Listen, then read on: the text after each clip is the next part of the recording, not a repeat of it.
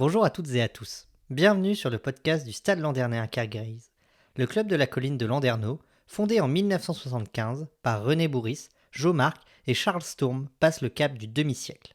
Un anniversaire toujours important dans la vie de n'importe qui. Pour pouvoir célébrer cet événement et partager avec le plus de personnes possible les célébrations qui auront lieu tout du long de l'année 2025, les dirigeants du club ont décidé de créer un nouveau format.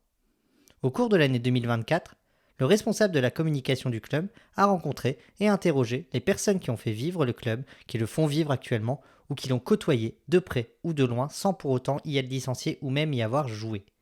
Toutes les facettes du SLK y passent, les moments de joie, les partages d'émotions, mais aussi les déceptions ou même les tristesses et les chagrins.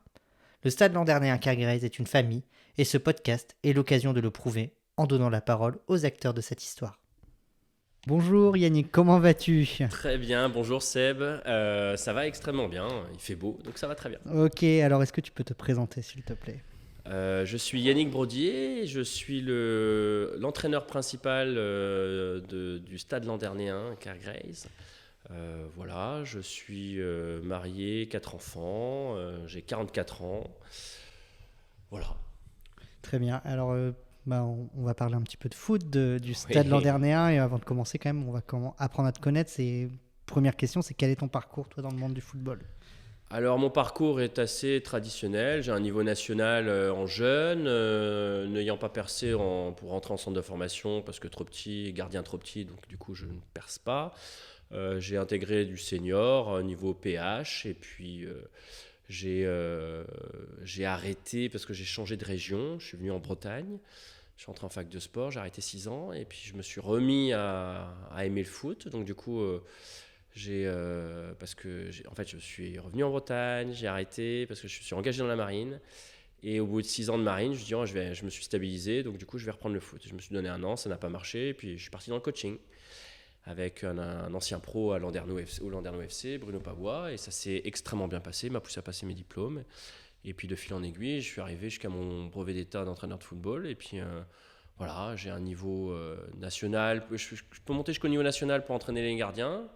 Et puis, je peux monter jusqu'au plus haut niveau régional pour entraîner en tant que titulaire. Voilà. Très bien. Alors, toi, avant d'arriver au Stade Landernais, donc l'année dernière, en janvier 2023, tu as fait d'autres clubs du secteur, Landerneau FC, Saint-Onant aussi, Plabennec. Qu'est-ce que tu retiens de toutes ces expériences que tu as pu faire ailleurs ?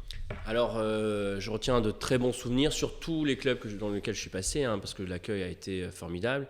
Mon principe de base, c'est de montrer ce que je vaux, puis d'espérer qu'on puisse avancer ensemble.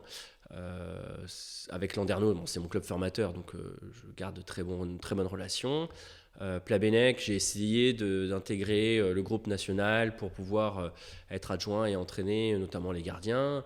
Bon, on était en plein Covid, ça s'est pas fait. Voilà, je suis parti à Saint-Onant en tant qu'entraîneur principal. Très belle expérience, très riche en termes de relations humaines. Ils ont un groupe de dirigeants et de bénévoles qui était assez conséquent. Et puis une présidence avec laquelle je m'entendais extrêmement bien, comme au Stade Landernais. En fait, c'est ça qui fait la grande différence, c'est qu'il y a la relation humaine, quoi. Ok. Toi, au cours aussi de ces expériences-là, on parlait du Stade Landernais, forcément. Quelle était la vision du club, du Stade Landernais à l'extérieur ? Ouais, je vais être franc, moi j'ai fait 16 ans au Landerneau FC et c'est vrai que elle était pas bonne. Elle était pas bonne. Pourquoi ? Parce qu'il y avait cet esprit très agressif, mais dans tous les sens du terme, et pas que dans le bon sens. Et là, je sais qu'on avait nos arbitres qui n'aimaient pas aller venir là-haut parce que ils avaient un peu peur, quoi, de se faire un peu bousculer et voilà.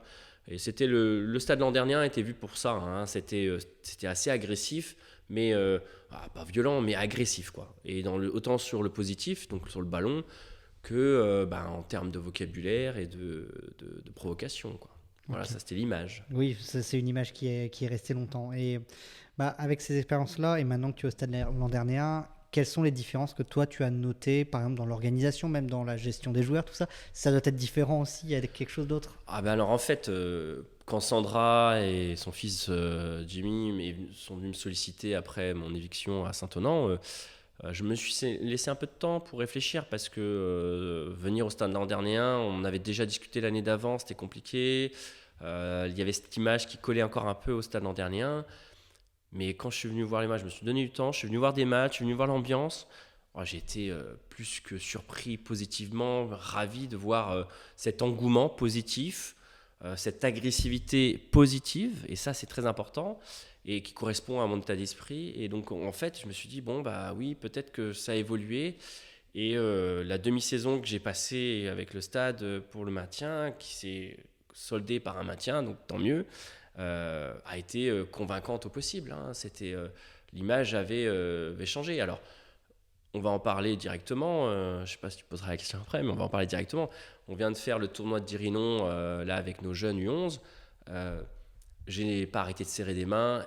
Les retours sont plus que positifs. Plus que positifs. On ne cesse de me dire, ouais, Yannick, tu fais du super travail. Depuis que tu es là-haut, c'est une image super. Vous avez inversé la vapeur. Tout le monde a envie de venir chez vous.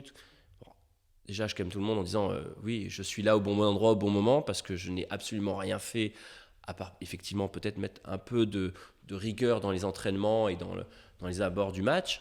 Mais le reste avait déjà été amorcé par les anciens présidents que tu as été, Sébastien, que d'autres ont été également, que Sandra a fait. En fait, on a fait beaucoup de communication positive en expliquant que ça pouvait porter préjudice d'être négatif. Et aujourd'hui, on le ressent tout à fait. Notre saison, elle est très bonne parce que on est suivi, parce que les supporters sont là, parce que voilà. Mais c'est reste dans le positif. C'est vrai, après, toi, quand on t'avait demandé aussi, tu es venu voir des matchs comme Plougourvest au synthétique, celui-là, je me souviens. C'est un match où on fait exceptionnel dans l'état d'esprit, dans l'engagement, tout ça. Et là, tu vois déjà des joueurs qui t'intéressent, tout ça. Tu te dis, tiens, il y a du travail là qui peut être fait. Clairement, voilà, je suis un compétiteur né. J'ai du mal à faire du loisir pour l'instant, parce que je n'ai pas encore passé le cap. Moi, ce que je vois, c'est quelles compétences ont les joueurs et qu'est-ce que je peux leur amener. Je sais que j'ai des qualités, comme beaucoup, mais je sais que j'ai une relation avec certains joueurs, je connais très bien. Des Jimmy Bodiger, des Elouen Jezekel, Bilal Nagy, Kylian Arguache, que je connais très très bien, même Samir, Arnaud Guéguin, Olivier Guéguin que j'ai eu en jeune, en senior jeune. Du coup, oui, je savais quel potentiel il y avait. Je pensais sincèrement pouvoir amener une plus-value pour pouvoir faire progresser encore un peu grâce à de la rigueur et sans être un grand technicien. Voilà, on est capable d'amener un peu plus de sérieux et de réussite derrière. Ouais. Alors du coup, on revient encore sur avant. Toi, il y a beaucoup de personnes quand ils viennent ici au stade, ils se disent c'est toujours dur de jouer, il y a toujours une ambiance particulière, il y a quelque chose qui est difficile. Toi, tu l'as ressenti quand tu es venu jouer par exemple avec le FC Landerneau ici ou même Saint-Aunan? Ouais. Alors oui, parce que c'est l'agressivité positive dont je parlais tout à l'heure. C'est-à-dire que là, on sent une émulation derrière vous. Il y a un 12e homme. Alors on est un petit club de quartier, c'est vrai, mais il y a du monde à venir nous voir. Les gens prennent plaisir à nous voir mouiller le maillot. Et en fait, tout ça, ça amène un lien. Les gens sont très proches du terrain. Tout ça, ça amène un lien qui... Voilà, on connaît d'autres clubs où on a basculé dans le négatif. Et maintenant, le Stade Landernéen, ça reste courtois, ça chambre un peu parce que c'est le foot, mais ça ne va pas au-delà et c'est ça qui est bien. Il y a une bonne ambiance, il y a des supporters qui viennent pour faire du bruit. Voilà, c'est vraiment l'ambiance de supporters qu'on attend en tant que joueur, comme compétiteur. Et on laisse porter par des fois et on ne va pas trop loin parce que justement, ça ne va pas trop loin. Et quand on est adversaire, par contre, c'est compliqué. Ah bah là, clairement, c'était la difficulté. Je me souviens quand j'étais éducateur au Landerneau FC ou même à Saint-Aunan, on venait ici, on venait, les gamins, tous les gamins avaient la peur au ventre, faisaient un peu dans leurs pantalons, les anciens n'étaient pas sereins non plus. Voilà, mais c'est marrant parce que c'est un état d'esprit. On a l'impression d'avoir une vague sur soi quand on est adversaire et en même temps quand on est concerné directement, on a l'impression qu'on va avancer sur l'adversaire. Et ça, c'est une plus-value. On a d'ailleurs très peu perdu à domicile cette année grâce à ça. Grâce à cet état d'esprit, grâce à ses supporters, grâce à cette image positive qu'on a, mais agressive, positive. Ouais, carrément, c'est vrai que même moi qui joue avec l'équipe B, on sent quand même que derrière nous, même l'équipe B a toujours du monde derrière soi. Et je pense que l'équipe C, c'est pareil. Il y a un engouement qui se fait auprès des supporters. Il y a toujours du monde au stade, en fait. En fait, on va arriver au mot, j'anticipe peut-être un peu tes questions, mais on va arriver au mot qui va bien, c'est la famille. On est un club familial, c'est un club de quartier, tout le monde se connaît, tout le monde suit tout le monde. Il n'y a pas la C joue, la B joue, la A joue, la A c'est des... Non, non, tout le monde va voir tout le monde. Quand les trois jouent à domicile, bien sûr la A, la A joue après la B et la C, mais si on peut aller voir la B comme la C, tout le monde fait le yo-yo, il n'y a pas de préférence, tout le monde est concerné par tout le monde. Et c'est ça qui fait la grande différence avec beaucoup de clubs, c'est qu'il n'y a pas de séparation de groupes. Voilà, comme à l'entraînement, il y a des groupes mixés. Ouais. Oui, oui, parce que même quand on va à l'extérieur, il y a toujours du monde aussi. Oui, Finalement, oui. c'est Moi, ça je me qui est suis vu même impressionnant. avec, je me souviens à Guipava, on joue contre Guipava C, alors c'est une C, donc bien sûr il y a beaucoup moins de monde, mais nous on était 3 à 4 fois plus. Ouais. Et la 90% des supporters c'était nous, c'était le stade, Ouais, mais parce même, que on est suivi. même le match contre la Mignonne, là-bas, à la Oh, Mignonne, mignonne. pourtant, Bon, ils ouais, jouent c'est chauvin, ouais. ils jouent le titre de champion, mais en même temps, nous qui sommes derrière, on a quand même beaucoup de monde derrière le banc qui sont là pour soutenir. Bon, pour la mignonne, on se fait un petit plaisir parce que eux pensaient pouvoir gagner contre nous, avaient déjà sorti le champagne, avaient déjà pensé pouvoir fêter leur montée. Bon, force est de constater qu'on les a un peu dérangés et on a montré nos valeurs et notre façon de jouer. Et le score parle de lui-même, hein, il n'y a pas photo, 4-1, c'était vraiment très net et sans bavure. La maîtrise était chez nous. Malgré tout, quand on voit les supporters, on voit qu'on était au moins autant chez l'adversaire, quoi. Alors c'est dire quel engouement on apporte, quelle image on porte. Moi j'ai des anciens joueurs qui ne venaient plus au match justement à cause de cette ambiance un peu trop électrique, on va dire. Et aujourd'hui reviennent avec plaisir et puis ils me disent ah waouh c'est super, ça mouille le maillot parce que ça c'est une des premières choses qu'il faut, c'est que les mecs soient investis pour le club, mais en plus de ça l'ambiance est bonne, c'est sain, voilà, donc il y a de l'engouement, c'est très très positif. Ouais. Maintenant que toi tu es au club, est-ce que ta vision du stade a changé du coup par rapport à ce que tu pouvais t'imaginer avant ou ce que tu entendais avant? Je ne peux pas dire le contraire, c'est impossible de dire que ça n'a pas changé, bien sûr que ça a changé. Ma vision personnelle, déjà je me sens vraiment du stade, j'habite maintenant un peu plus loin, 1 kilomètre, mais j'ai habité à 300 mètres du stade, et c'est l'image qui m'empêchait de venir là. Et aujourd'hui, pour rien au monde je changerais, quels que soient les résultats de la fin de saison, je resterai, je vais demander à rester, alors c'est la présidente qui choisira bien sûr, mais bien sûr que je demande à rester parce que l'ambiance est bonne, c'est sain. On va garder, je dirais, 96 ou 97% de nos joueurs. Ça montre que voilà, on aurait pu croire qu'il y ait pu avoir des fuites de capitaux, mais non, non, ça reste. Quels que soient les résultats, ça restera. Et donc forcément, mon image a changé. Forcé. C'est indispensable. Enfin, c'est pas indispensable. C'est normal que l'image ait changé. Mais si toi tu devais choisir un mot qui représente le stade, c'est La famille, c'est indéniable. Il faut pas aller chercher plus loin que ça. Pourquoi? Alors, beaucoup de clubs te diront, oui, on est aussi une famille. Non, mais chez nous, c'est vraiment... je dis chez nous, donc l'esprit a changé. Chez nous, c'est vraiment le cas, quoi. C'est-à-dire que de la présidente à n'importe quel dirigeant du club, à n'importe quel joueur, senior, même des jeunes, on sent que voilà, il y a une émulation entre nous. Alors, c'est une famille, donc des fois il peut y avoir des brouilles, des fois il peut y avoir des tensions, mais on se dit les choses. Alors, une des qualités principales de notre présidente, c'est d'être franche et directe et droite dans ses bottes. Et aujourd'hui, ça permet d'être net et sans bavure, quoi. Quand on a besoin de dire les choses, on dit quelque chose qui vous gêne, on le dit. Alors ça fait pas toujours plaisir des fois, mais au moins on avance, quoi. On reste pas en train de se dire ouais, mais il y a quelque chose qui se passe et qui se trame dans mon dos, je comprends pas trop pourquoi. Donc là au moins c'est la vraie famille. Ok.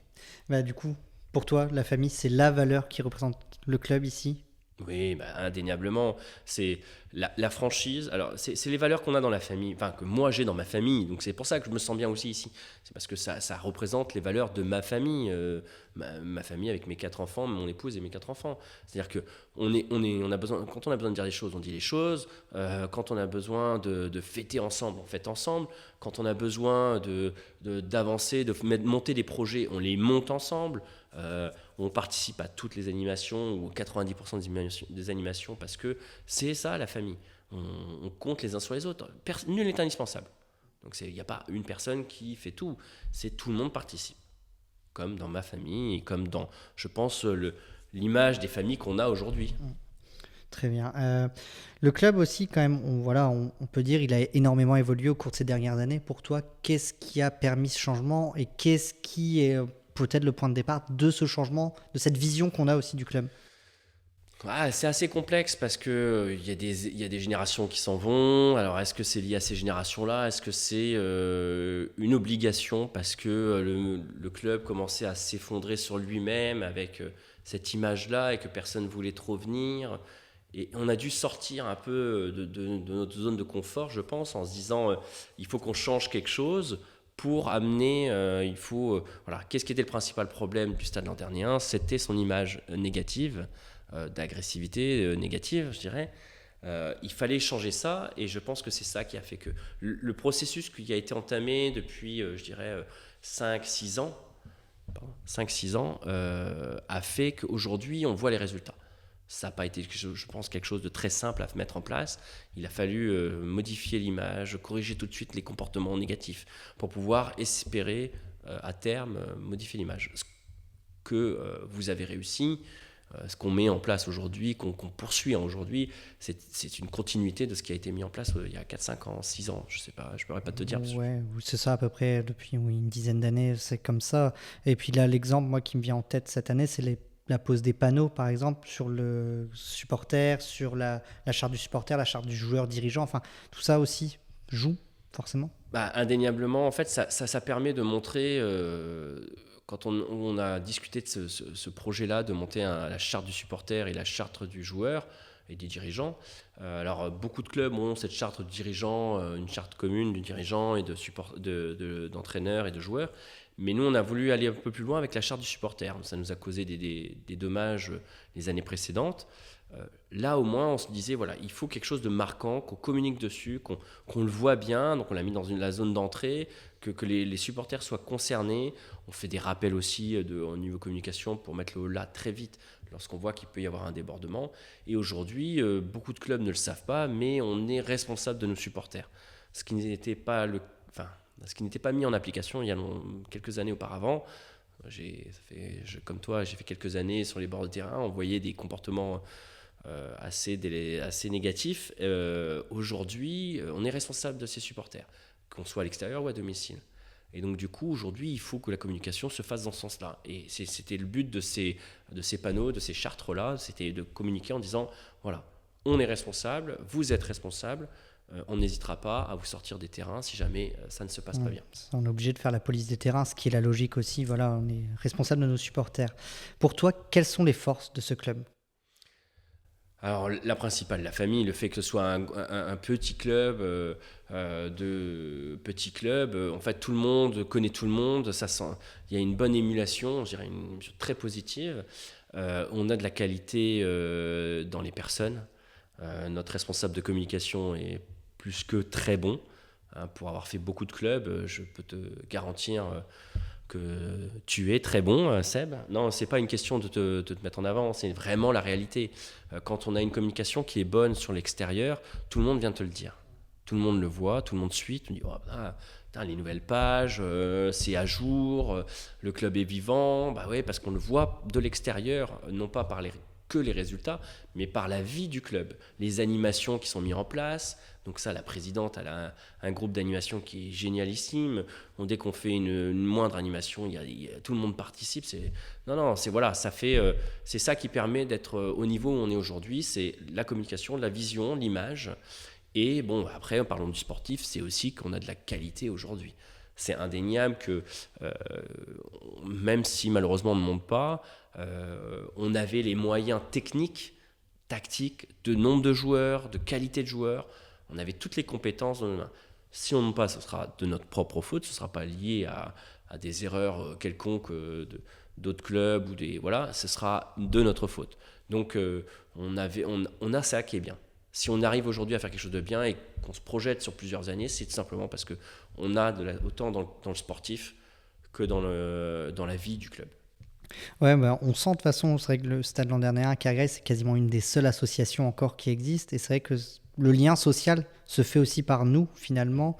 Tout ce qui est dicté, qu'on a fait la dictée puissance foot cette année, Octobre Rose, toutes ces animations-là, en fait, font que l'impression que c'est pas que du foot ici.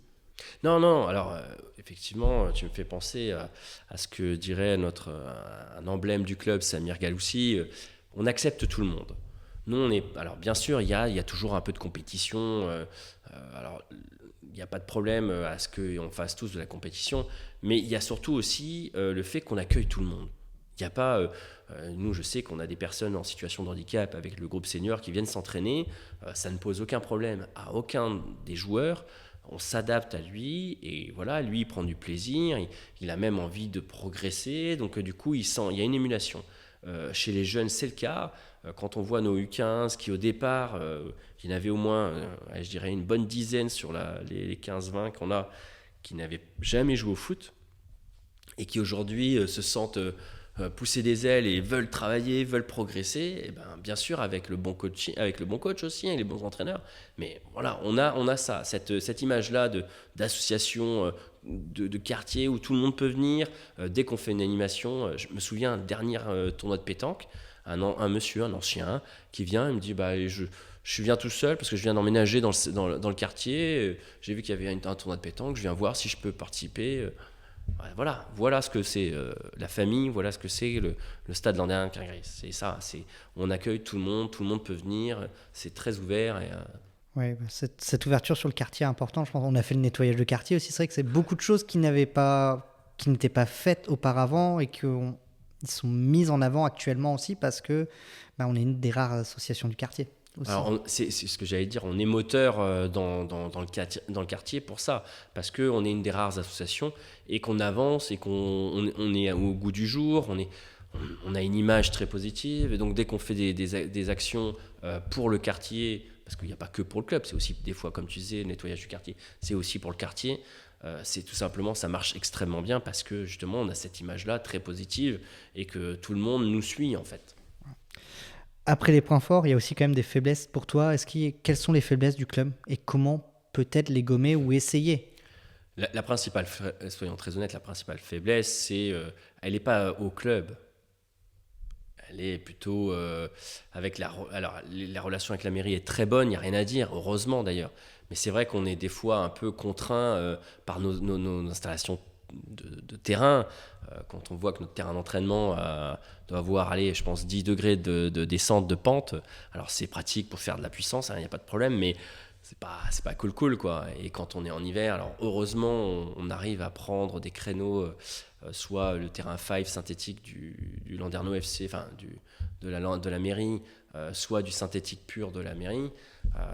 Bon, déjà c'est un point positif, c'est sûr, mais très clairement, on voit que les installations vont être améliorées en bas au Landerneau FC et c'est un peu long, un peu longué. Alors peut-être aussi parce qu'on n'est qu'un petit club de quartier, soyons très honnêtes. Mais je pense que là, la principale problématique, elle est là. Mais comme dans beaucoup de clubs, si on veut progresser, il faut avoir les installations et un nombre de dirigeants conséquent. C'est le seul moyen de progresser. L'image étant la priorité 1, ça commence à être très bien. On commence à avoir de plus en plus de jeunes, de plus en plus d'arrivées, donc ça c'est très bien. Mais après, on sait qu'on va être limité parce que les installations nous limitent.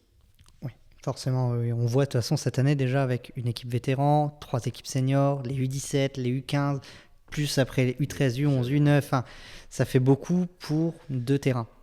C'est exactement ça. Alors, c'est tout le monde.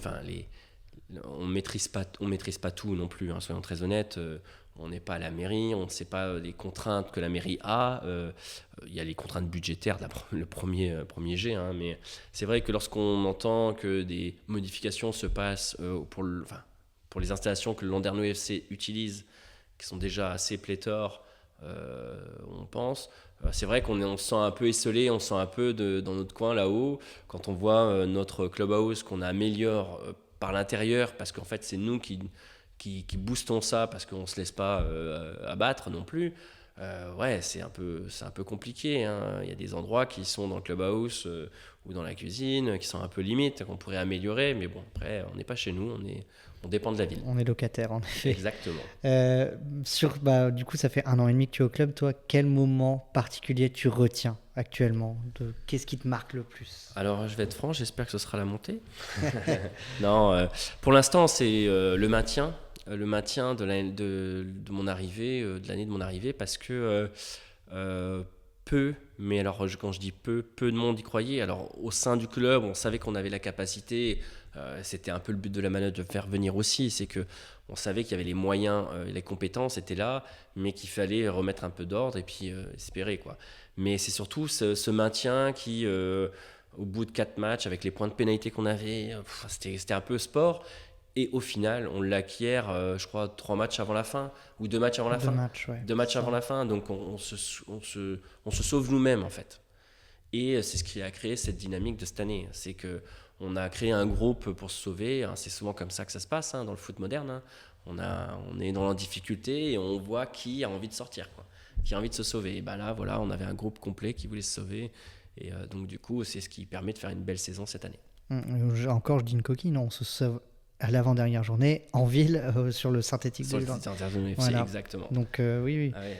Un moment aussi voilà, où on se dit donc voilà, quand je dis le maintien, c'est ça, c'est même ce match-là où malheureusement je suis suspendu. C'est peut-être la première fois de ma vie en 25 ans d'entraîneur que je sois suspendu. Je suis suspendu non pas par rapport du terrain, mais par rapport à l'extra sportif.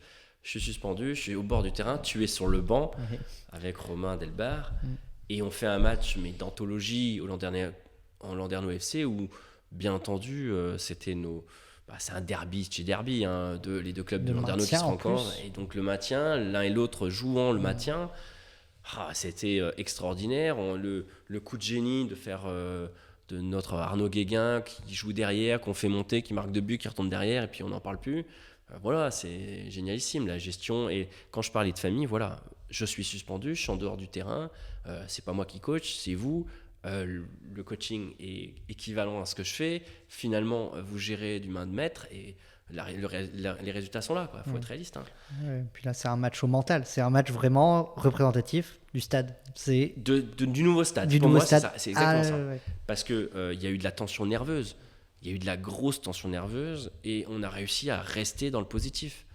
Je me souviens que certains gars qui d'habitude râlaient pour chaque faute ou chaque petit truc, là ne cherchaient même pas à discuter, laissaient le ballon se replacer et rester en groupe, quoi. Et ceux qui baissaient souvent la tête étaient forts. Et ça a été un match vraiment moteur et vraiment de base pour pouvoir rebondir sur cette année, quoi. Après un souvenir heureux, un souvenir un petit peu moins heureux peut-être sur tant que tu es au club pour le moment? Alors oui, il y a un souvenir marrant, c'est lié à ma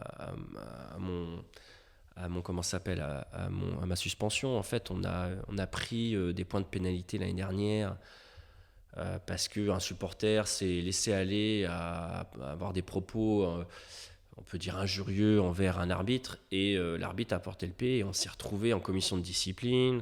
Bon, voilà. Et moi, comme je trouvais ça un peu injuste sportivement, parce qu'on prenait des points de pénalité sur quelque chose qu'on ne pouvait pas maîtriser.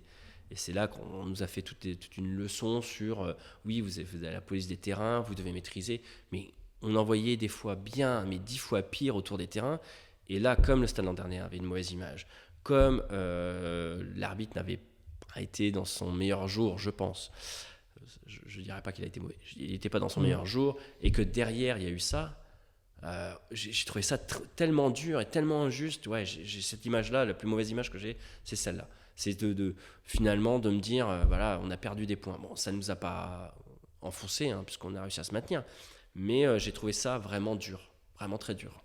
Oui, c'est ça, dans une saison où c'était déjà difficile finalement, parce que voilà, et des points qu'on cherchait à gagner, tout ça, on les perd directement. Et après, alors, mettons les choses carte sur table, on est responsable. Je veux dire, il n'y a pas de problème. C'est pas le problème de dire, on a montré qu'on était quand même un club qui assumait complètement ses responsabilités. On est arrivé en commission de discipline en disant, ok, on a sanctionné cette personne-là, on a fait nos démarches à nous, on va mettre en place des projets. Mais derrière, j'ai trouvé ça tellement dommage, tellement frustrant. parce que, comme je leur disais, je dis mais c'est pas du sportif et vous punissez les sportifs pour de l'extra sportif.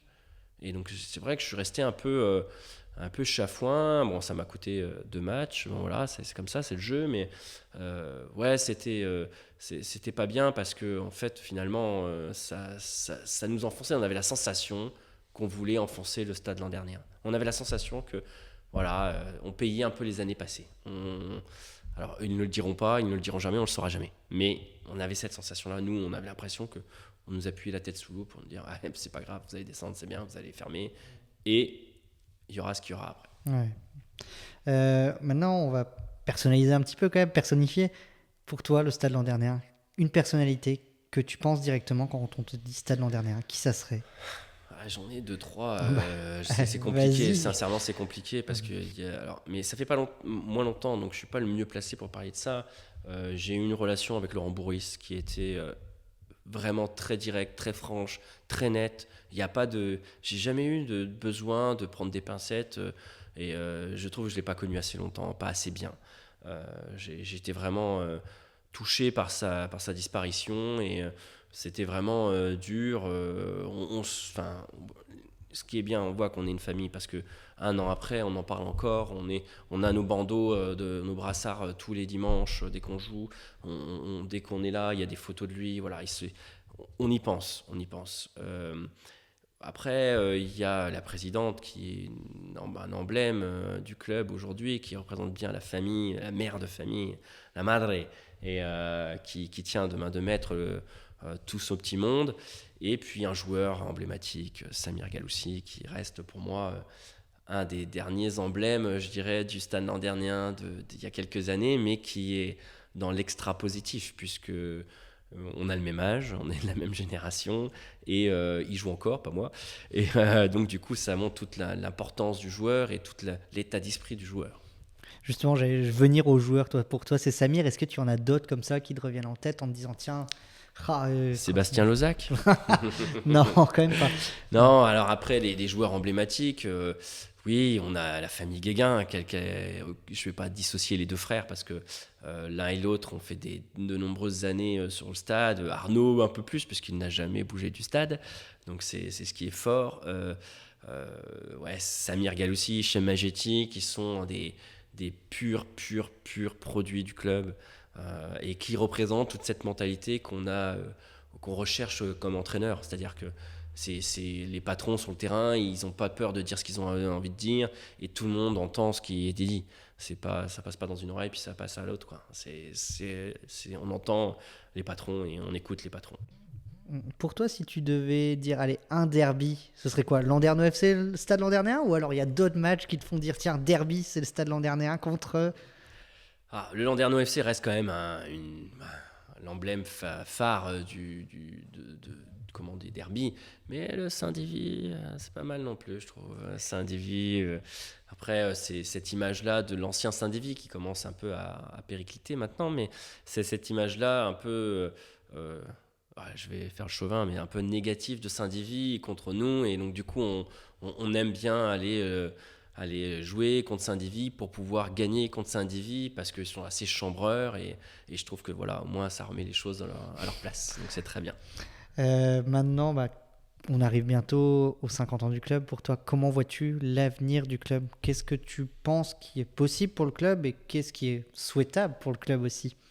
Alors, comme pour tout club qui veut vivre aujourd'hui, on ne vit que par les jeunes. Si on n'a pas une formation, alors on n'est pas le Landerneau FC, on n'a pas le volume du Landerneau FC, on ne prétend pas avoir la qualité du Landerneau FC, mais ça passe par nos jeunes.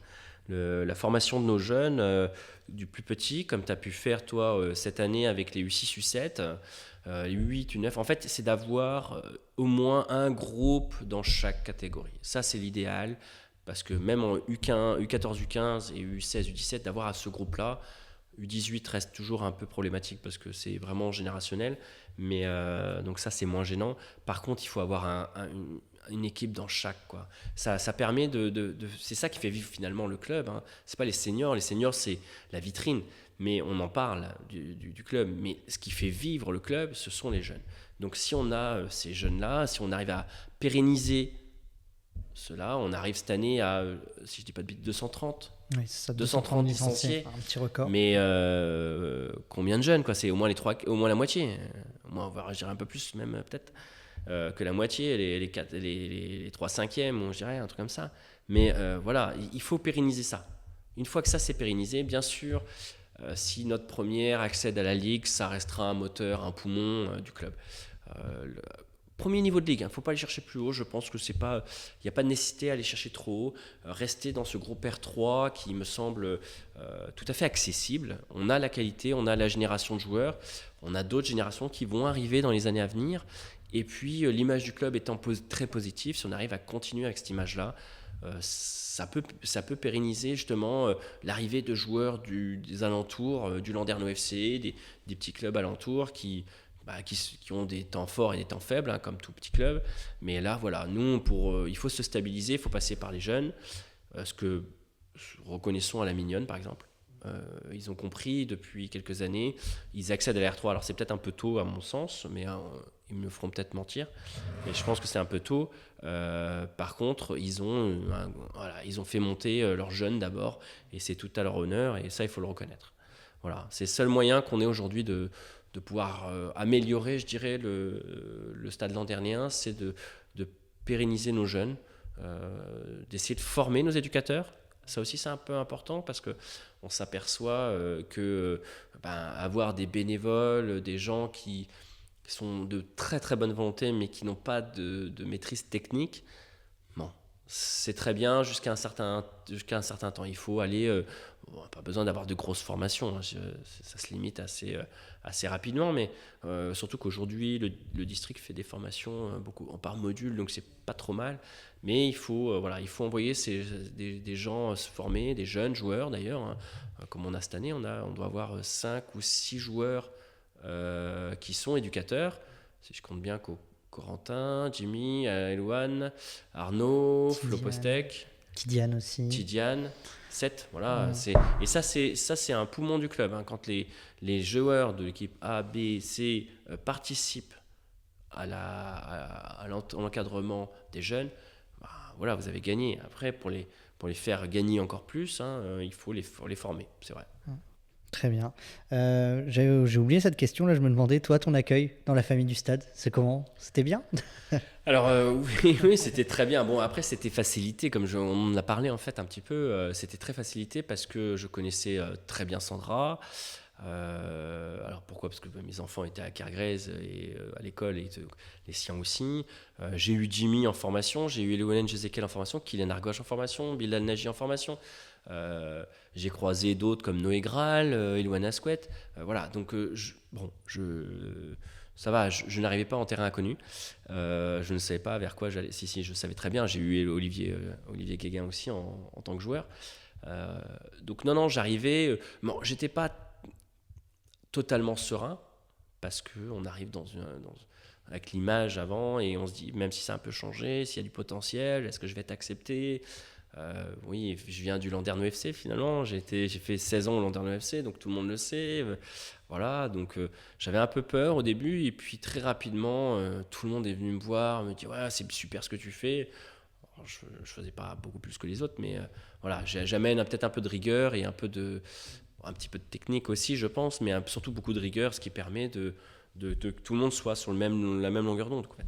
Donc l'accueil des joueurs dans le sportif a été excellent, de Samir Galoussi qui était le précédent sur le banc et qui m'a accompagné sur le banc et même dans le jeu après, pendant tout le reste de la saison.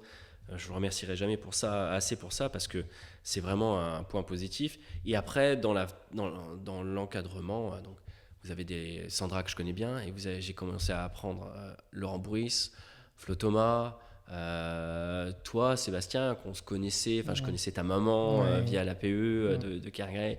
Donc voilà, mais voilà, on a appris à se connaître et les gens sont très ouverts. C'est ma principale qualité, c'est de pouvoir discuter avec tout le monde. Sauf quand je vois que les gens veulent pas discuter, ça m'intéresse pas trop, quoi. Et là au moins je me suis senti vraiment ma famille, quoi. C'est-à-dire que voilà, un peu comme le gendre qui arrive dans une famille, mais au moins je suis arrivé, quoi. Et j'étais pas rejeté comme j'ai pu voir dans certains clubs.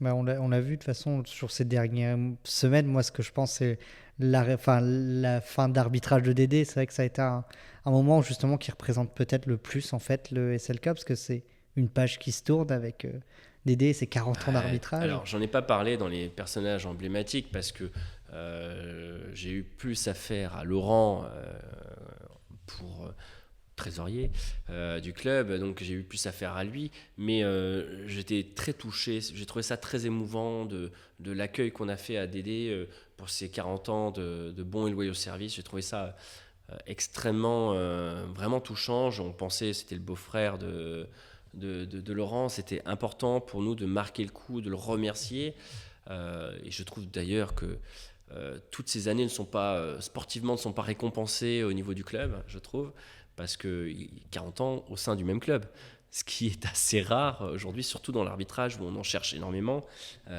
C'est surtout dans le même club, et je trouve que ça, c'est pas assez récompensé, je pense, au niveau des instances, parce que un arbitre qui reste dans un même club, c'est un arbitre investi. Mais ça veut dire que c'est le club l'investit dans le club, quoi. C'est ça. Et voilà, après c'est ma petite touche négative, mais par contre son dernier match, c'était génial que les instances l'aient autorisé à venir faire la touche chez nous, pour nous, alors que c'est un arbitre officiel de R2, R2, R3. Bon, voilà, c'est du positif absolu. Et puis bien sûr, les instances, quand on les a invités, ils sont arrivés tous en nombre. Ça aussi, le président du district est arrivé pour commémorer ce moment important, et c'est là qu'on voit que notre image a vraiment évolué. C'est là qu'on voit que les gens se sentent bien à venir ici maintenant, se sentent accueillis, et voilà, c'était vraiment un moment très très important. Cet entretien touche à sa fin. Non, déjà. Si, oui. Est-ce que tu as un dernier mot du coup pour célébrer les 50 ans du stade Landernéen Kerry Grays? Longue vie au Stadio, qu'on porte haut les couleurs rouge et noir, et puis espérons que dans 50 ans on sera encore là pour fêter les 100 ans. Ce serait top. Merci Yannick en tout cas. Merci Sébastien. Merci à toutes et à tous d'avoir écouté cet épisode du podcast des 50 ans du stade Landernéen Kerry Grays.